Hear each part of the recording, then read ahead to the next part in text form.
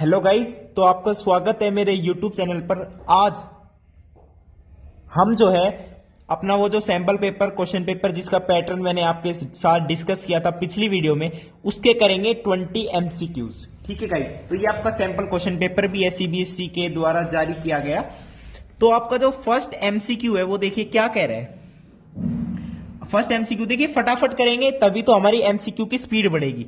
तो इसमें आप देखो स्टेटमेंट्स पर जाना जरूरी होता है, लेकिन अगर आपको क्वेश्चन समझ आ जाए ना तो वो बहुत बेस्ट है। तो ए दे रखा है एक्स स्क्वायर वाई स्क्वायर और बी आपको दे रखा है एक्स वाई क्यूब। तो इसके अंदर क्या है, ए बी आपसे पूछा क्या है, ए की वैल्यू ये दे रखी है, एक्स और वाई यहाँ पे क्या है, प्राइम है। ठीक है, एक्स और वाई जो है प्राइम। देखिए मेरे को थोड़ा टाइम लग जाएगा क्योंकि मैं आपको एक एक चीज समझा रहा हूं, लेकिन अगर आपके सामने क्वेश्चन पेपर है तो आपको डायरेक्ट टिक करना पड़ेगा फटाफट करके कि ए बी का एलसीएम क्या आएगा ये सब।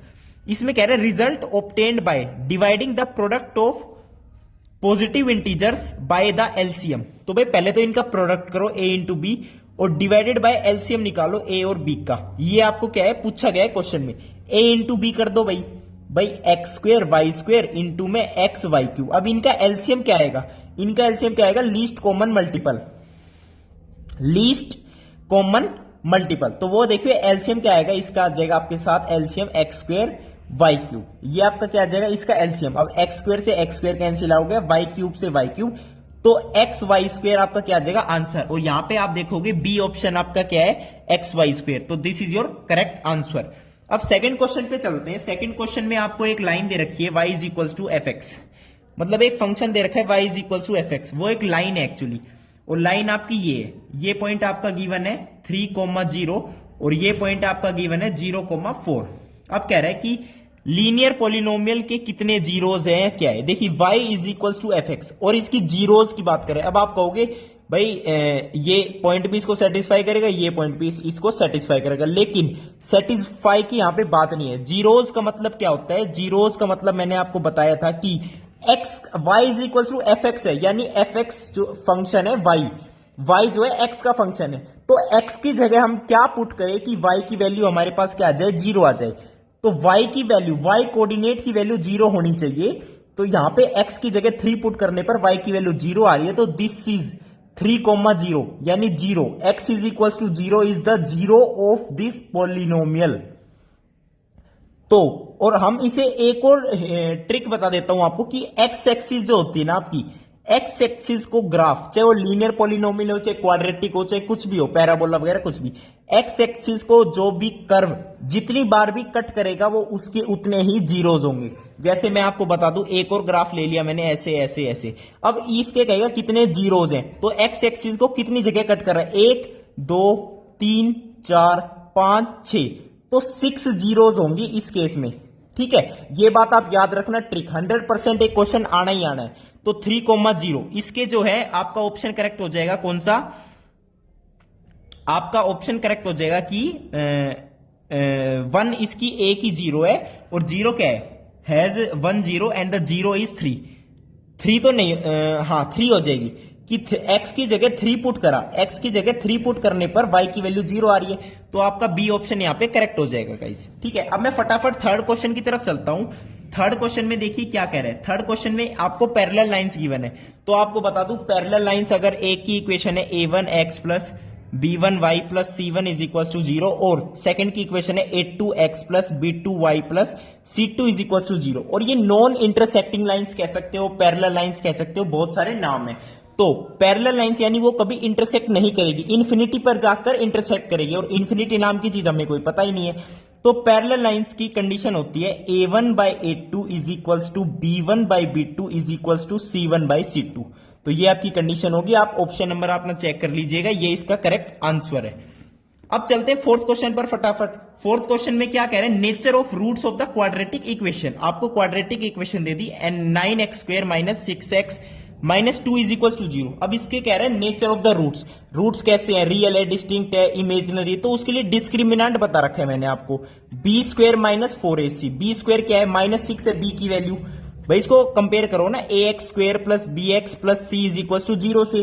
तो b की वैल्यू माइनस 6 है, तो माइनस 6 का स्क्वायर करोगे 36 माइनस 4 इंटू ए की वैल्यू 9 है, c की वैल्यू माइनस की 2 है।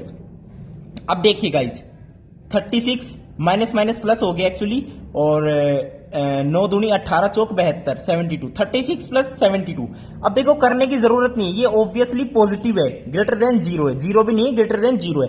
तो इसके जो है रियल रूट्स आएंगे, भाई ये कंडीशन थी ना, रियल रूट्स एंड डिस्टिंक्ट, यानी दोनों रूट अलग अलग आएंगे, दोनों रूट अलग अलग आएंगे और दोनों रूट्स ही हमारे कैसे होंगे, रियल रूट्स होंगे।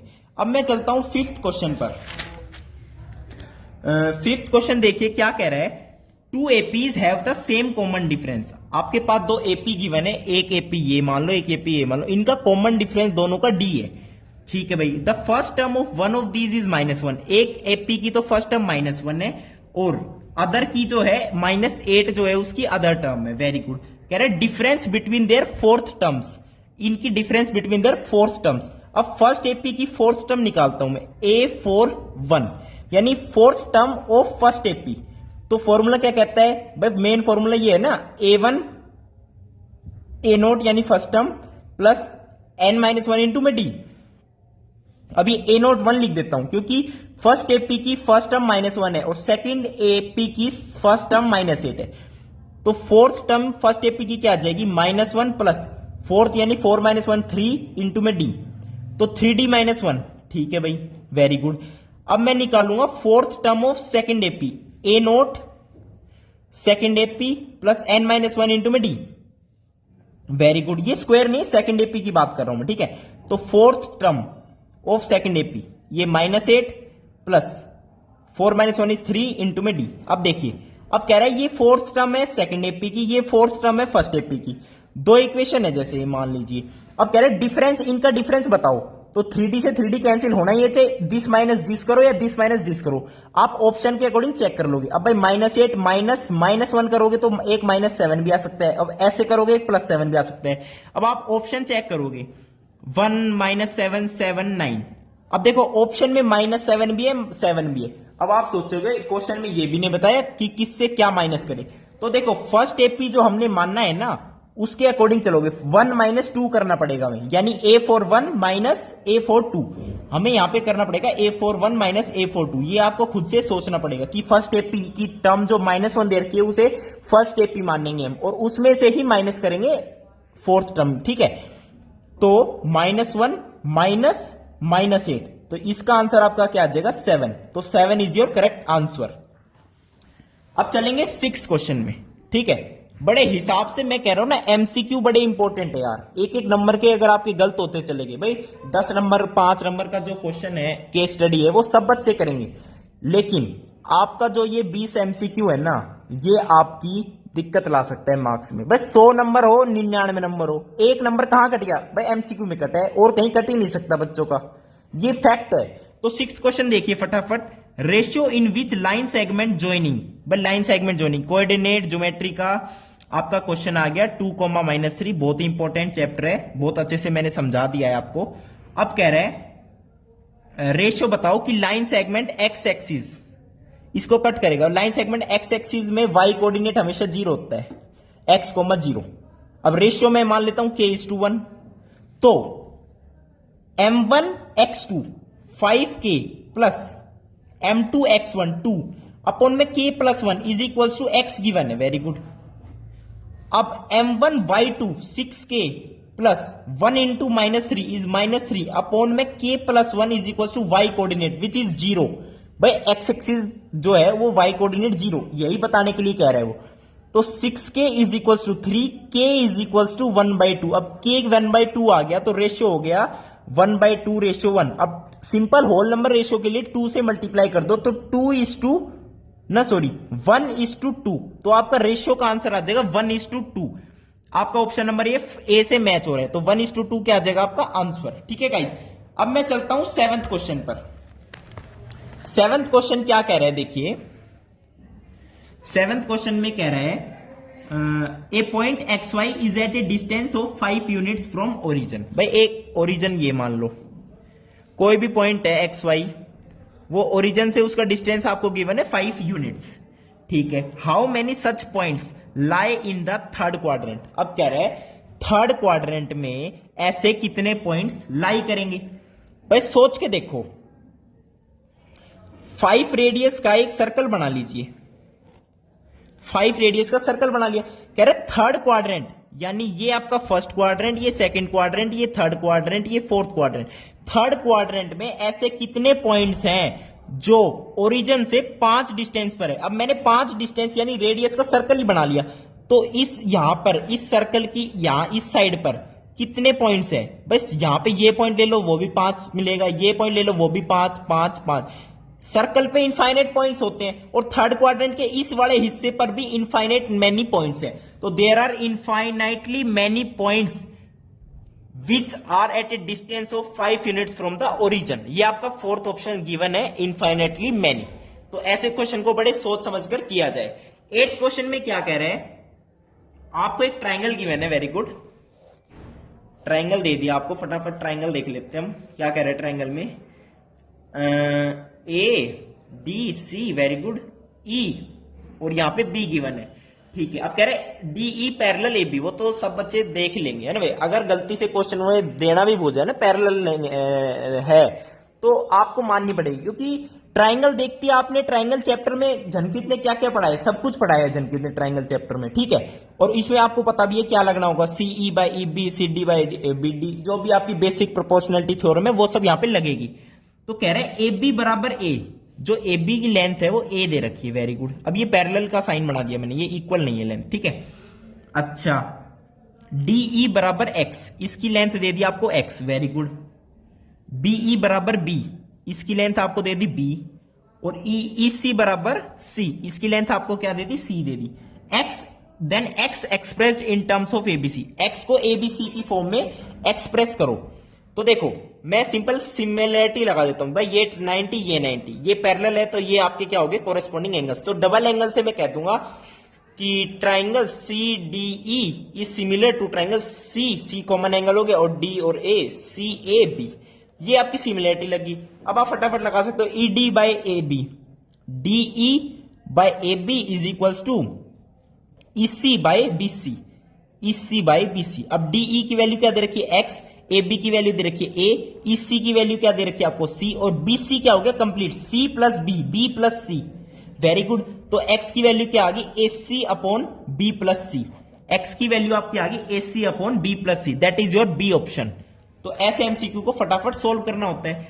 अब 9th क्वेश्चन में क्या कह रहा है, देखिए O is the centre of circle, this this this this this this, very good. भाई सर्कल दे दिया आपको फटाफट, यहां पे एक ये टेंजेंसी बना दी, वेरी गुड।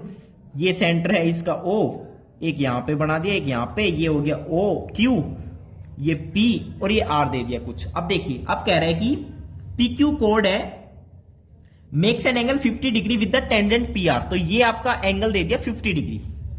अब आपसे क्या कह रहे हैं, angle subtended by the code at the centre, यानी ये वाला एंगल की आपसे बात कर रहे हैं। तो देखिए भाई हमेशा याद रखना, टेंजेंट पे सेंटर से जब भी कोई एंगल बनता है वो कंप्लीट हमारा 90 डिग्री होता है। अब ये पूरा 90 डिग्री, ये 50 गिवन है, तो ये कितना बच गया गाइस, 40 डिग्री बच गया। अब 40 डिग्री बच गया, अब यहां पे एक और चीज आएगी भाई, सेंटर से सरकमफ्रेंस तक डिस्टेंस रेडियस, सेंटर से सरकमफ्रेंस तक डिस्टेंस रेडियस। अब रेडियस रेडियस, ट्राइंगल के अंदर दो साइड इक्वल, तो उनकी अपोजिट वाले एंगल भी इक्वल होंगे। आर के अपोजिट 40, इस आर के भी अपोजिट क्या होगा, एंगल 40 होगा। अब 40 40 80 हो गया, और एक ट्राइंगल के अंदर 180 सम होता है, तो 80 180 माइनस 80 करोगे तो ये जो आपका अंदर वाला एंगल है 100 डिग्री आ गया गाइस। और ये आपका ऑप्शन गिवन है बी, ये आपका बी ऑप्शन है, 100 एंगल आ गया आपका ये। अब मैं चलता हूं आपका 10th क्वेश्चन की तरफ। देखिए 10th क्वेश्चन की तरफ चलते हैं फटाफट। 10th क्वेश्चन देखिए क्या कह रहे हैं। 10th क्वेश्चन में हमसे कह रहे हैं क्वाड्रिलेटरल गिवन आपको, अच्छा ये सिस्टम गिवन है, ए सर्कल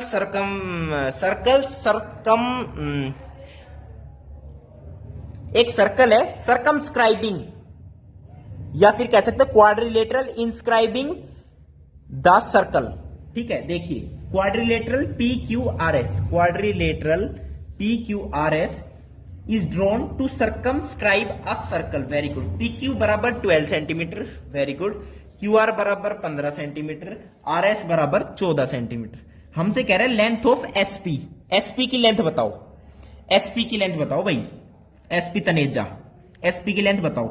तो भाई मेरा मानना क्या है, मैंने आपको बता रखा है कि ये पॉइंट है ना, ये सर्कल है, इस पॉइंट से ये वाला टेंजेंट है, इस पॉइंट से ये वाला टेंजेंट है और इनकी लेंथ बराबर होती है। अब मैं कह रहा हूं भाई यहां तक की ये लेंथ है, मान लो x है, ये 15 है, वेरी गुड। तो ये x मान ली यहां तक की लेंथ, तो ये कितनी हो गई 15 माइनस एक्स। अगर ये 15 माइनस एक्स है तो ये भी कितनी होगी 15 माइनस एक्स। अब ये 15 माइनस एक्स होगी तो ये कितनी होगी 12 माइनस दिस इज दिस, यानी x माइनस 3। ये होगी x माइनस 3। अब ये x माइनस 3 है तो ये कितनी होगी, ये भी होगी हमारे पास x माइनस 3। अब ध्यान से देखो, मैंने ये x मानी तो यहां तक कि ये भी होगी x। अब ये x होगी, ये कितनी होगी 14 माइनस एक्स, 14 माइनस एक्स। अब ये 14 माइनस एक्स है तो ये भी कितनी होगी 14 माइनस एक्स, 14 माइनस एक्स। अब PS देखो, PS क्या आ गया हमारे पास x minus 3 plus 14 minus x. तो PS यहां पे आ जाएगी, x से x cancel out, 14 minus 3 is 11। तो PS की वैल्यू आ गई 11 सेंटीमीटर। तो हमेशा याद रखना पॉइंट से सर्कल पर कभी भी दो टेंजेंट बनेगी ना ऐसे, तो उसकी लेंथ इक्वल होगी और एक को x मानोगे तो अगली आप x की फॉर्म में लिखते चले जाओगे। ऐसे PS की वैल्यू आ जाएगी आपकी 11 सेंटीमीटर। अब मैं चलता हूं 11th क्वेश्चन पर। 11th क्वेश्चन में आपको दे दिया साइन थीटा की वैल्यू, वेरी गुड, ट्रिग्नोमेट्री भी आ गई जो हमने बहुत अच्छे से करी है। साइन थीटा की वैल्यू आपको a बाई बी दे दी। कोस थीटा पूछ रहा है भाई, ट्राइंगल बना दो फटाफट, बिना ट्राइंगल के तो मजा ही नहीं आता। Sine theta p bye H, तो p बाय एच ये क्या हो गया B square minus A square root. अब कोस थीटा पूछ रहा होगा आपसे क्वेश्चन में b बाय एच, तो B square minus A square root by B, ये आपका क्या हो गया कोस थीटा हो गया। कितना आसान है। अब 12th क्वेश्चन में देखो अगेन ट्रिग्नोमेट्री। भाई ट्रिग्नोमेट्री तो कर लो, रट लो, जनकृत ने जो पढ़ा दी ना उससे बाहर तो कुछ आना ही नहीं है। Secant A plus ten A और 1 माइनस साइन ए, 1 माइनस साइन ए, ठीक है। अब देखिए इसे हम सोल्व करते हैं। मैं सीकेंट ए को अंदर मल्टीप्लाई करता हूं पहले तो secant A into 1 is secant A minus secant A into sine A, secant A sine A, very good. Tan A into 1 is tan A और tan A minus sine A से multiply, तो minus का ten A और ये sign ए। अब ध्यान से देखो, सीकेंट ए को मैं लिख सकता हूं 1 अपॉन कोस ए और साइन ए अपॉन कोस ए होता है टेन ए और माइनस का है और यहां पे प्लस का है, तो इससे ये कैंसिल आउट हो गया। अच्छा जी, ये माइनस का था, ठीक है। अब बच गया क्या secant A minus ten A और साइन ए। अच्छा जी, अब मैं साइन कोस की फॉर्म में कर लेता हूं इसको मैं लिखता हूं 1 बाय कोस ए और साइन बाय कोस, तो ये हो जाएगा sine square A by cos A. अब एलसीएम लेने के बाद क्या बन जाएगा 1 माइनस साइन स्क्वायर ए होता है कोस स्क्वायर ए आइडेंटिटी से, और नीचे क्या है कोस ए, तो कोस ए से कोस ए कट गया, बचा क्या कोस ए। तो आपका आंसर क्या आ जाएगा इसके अंदर cos A, which is your D option. अब मैं चलता हूं आपके लिए 13th क्वेश्चन पर, ठीक है गाइस। देखिए 13th क्वेश्चन में क्या कह रहा है, 13th क्वेश्चन में कह रहा है हमसे पोल 6 मीटर हाई, वेरी गुड। एक पोल दे दिया आपको 6 मीटर हाई, हाइट है उसकी। Cast a shadow 2√3 metre long on the ground, इसकी शेडो ग्राउंड पर बनेगी, वेरी गुड। 2√3 मीटर की शेडो बन गई। Then the sun's elevation, sun's elevation यानी यहां पॉइंट है, इसका एलिवेशन बता दो। सन्स एलिवेशन कहो या यहां से इसका डिप्रेशन एंगल कहो, भाई ये वाला एंगल कहो या ये, दोनों बराबर होता है, लेकिन एलिवेशन ऑफ एंगल सन का ये होता है। अब P बाई बी, यहां पे टेन थीटा का फॉर्मूला लगेगा आपका। टेन थीटा होता है P बाई बी 6 बाई 2√3, 2 3 जा 6 और √3 से ये √3, तो टेन थीटा क्या आ गया √3। तो ये कब होता है 60 डिग्री एंगल पर एक्यूट, तभी एक्यूट एंगल में टेन थीटा √3 की वैल्यू कब आती है 60 डिग्री। ये मैंने टेबल बताई है आपको अच्छे से, तो थीटा की वैल्यू क्या आ गई 60 डिग्री। अब मैं चलता हूं 14th क्वेश्चन पर। 14th क्वेश्चन कह रहा है perimeter and the area of a circle are numerically equal. भाई पेरीमीटर सर्कल का होता है 2πr, एरिया होता है सर्कल का πr स्क्वायर। कह रहे हैं न्यूमेरिकली इक्वल है, तो पाई से पाई काट दिया, हमें क्या दिक्कत है, एक आर से एक आर काट दिया, r इज इक्वल टू 2 आ गया, 2 यूनिट्स। भाई जब तक मीटर सेंटीमीटर नहीं दे रखा हो हम यूनिट्स लिख लेते हैं, और एमसीक्यू में तो कुछ लिखना ही नहीं, हमें फटाफट आंसर निकालना होता है। तो r की वैल्यू 2 आ गई। अब कह रहे हैं then the radius of the circle is, भाई 2 यूनिट्स आ गई, फर्स्ट ऑप्शन, ठीक है। अब मैं चलता हूं 15th क्वेश्चन पर।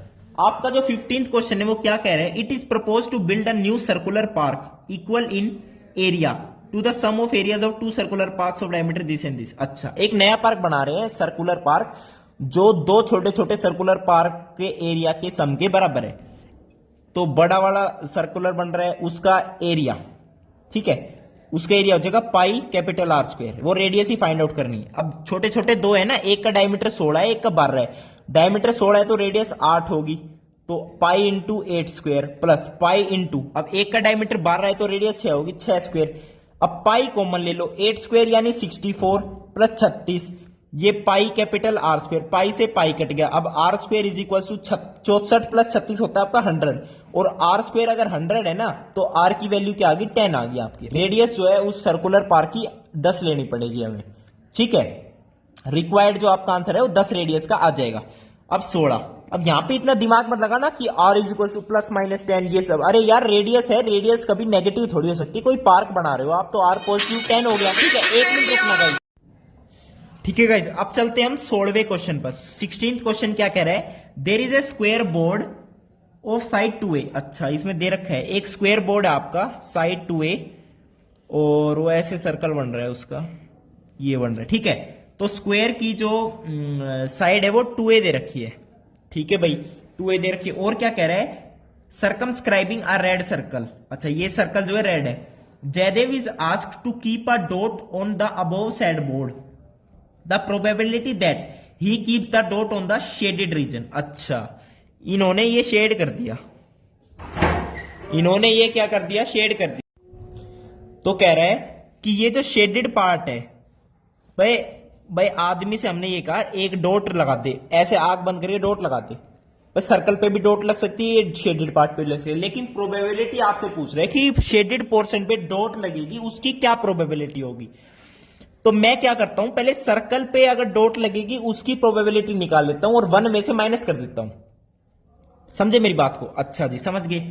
तो ध्यान से देखो, और प्रोबेबिलिटी डायरेक्ट शेडेड की भी निकाल सकते हो। क्यों? शेडेड के एरिया निकालना पड़ेगा पहले। भाई कंप्लीट एरिया क्या हो गया, 2a का square 4a square, minus circle का एरिया कैसे हो गया। आप कहोगे रेडियस तो पता ही नहीं, अरे यार ये पूरा कंप्लीट 2a है, तो ये a हो गया रेडियस, ये भी a, ये भी a, तो a रेडियस होगी। तो पाई a स्क्वायर, ये तो हो गया शेडेड पार्ट का एरिया, और इसकी प्रोबेबिलिटी निकालनी है पूरे स्क्वायर बोर्ड के साथ, तो 4a स्क्वायर से डिवाइड कर दूंगा। अब इसको डिवाइड करोगे तो क्या आएगा, 1 माइनस पाई बाय 4, ये हो जाएगा 4 माइनस पाई बाय 4। आपका ऑप्शन मैच हो रहा है, 4 minus pi by 4, option number B match हो गया। अब मैं चलता हूं 17th क्वेश्चन पर। अब देखिए 17th क्वेश्चन क्या कह रहे हैं। 17th क्वेश्चन में कह रहे हैं 2 cards of hearts and 4 cards of spade are missing from pack of 52 cards. देखिए जहां तक कि मुझे पता है 52 कार्ड्स होते हैं आपके, और 13-13 के वो बनते हैं, 13 13 13 13, और 2 ऐसे मान लो, ये तो काले काले, ये रेड, हाँ रेड में क्या हो गया आपके, हार्ट और डायमंड, हार्ट और डायमंड रेड। और ब्लैक में कौन कौन से होते हैं, क्लब और स्पेड, क्लब और स्पेड्स, ठीक है गाइस। अच्छा, अब कह रहा है 2 cards of heart and 4 cards of spade. अच्छा, 2 ये मिसिंग है और 4 ये मिसिंग है। तो कह रहा है a card is drawn at random from the remaining pack, what is the probability of getting a black card. अच्छा, ब्लैक कार्ड की प्रोबेबिलिटी बताओ।